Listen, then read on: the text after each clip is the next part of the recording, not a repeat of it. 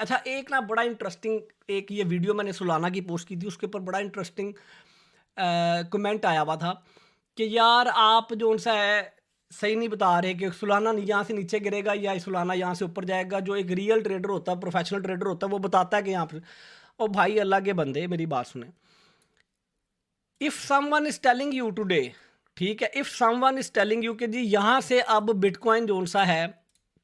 यहाँ से बिटकॉइन जोन-सा है वो यहाँ पर गिरना है एग्जैक्ट, ठीक है, और आप उसके कहने पे ट्रेड ले रहे हैं और आप कामयाब भी हो रहे हैं, तो मुबारक हो आपको। लेकिन मार्केट के अंदर टेक्निकल एनालिसिस इसलिए किया जाता है कि you can make intelligent gas, ठीक है, you can make intelligent move. उसको पढ़ने का एक मोमेंटम को पढ़ने का एक तरीका है, और वो तरीका मैं ये नहीं कह रहा कि मुझे सबसे अच्छा आता है या किसी और को नहीं आता, लेकिन अगर उस तरीके को पढ़ने के बाद अगर कोई कह रहा है कि मैं ये कह रहा हूँ मार्केट यहाँ से ऊपर जाएगी,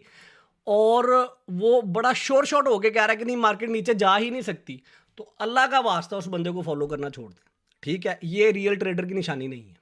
ठीक है। वो इसलिए क्योंकि मार्केट किसी के कंट्रोल में नहीं है। आपको नहीं पता कि कल कौन सा अटैक करना है रशिया ने, आपको नहीं पता कल इंडिया ने पाकिस्तान पर कौन सा अटैक करना है। So the thing is that always you always have to read both scenarios कि यार ओके बुलिश सिनेरियो क्या कह रहा है, बेरिश सिनेरियो क्या कह रहा है, इसीलिए स्टॉप लॉसेस यूज किए जाते हैं। अगर कोई आपको ट्रेडर कोई ट्रेड देता है और वो कहता है जी 1 लाख के ऊपर बिटकॉइन खोलने और इसने 1,20,000 पे जाना ही जाना है और ये 95,000 पे नहीं जाएगा, ठीक है, तो उसे कहें फिर भाई आप स्टॉप लॉस क्यों यूज करते हैं, ठीक है, स्टॉप लॉस क्यों, थोड़ा सा ना लॉजिकली सोचा करें। एनीवेज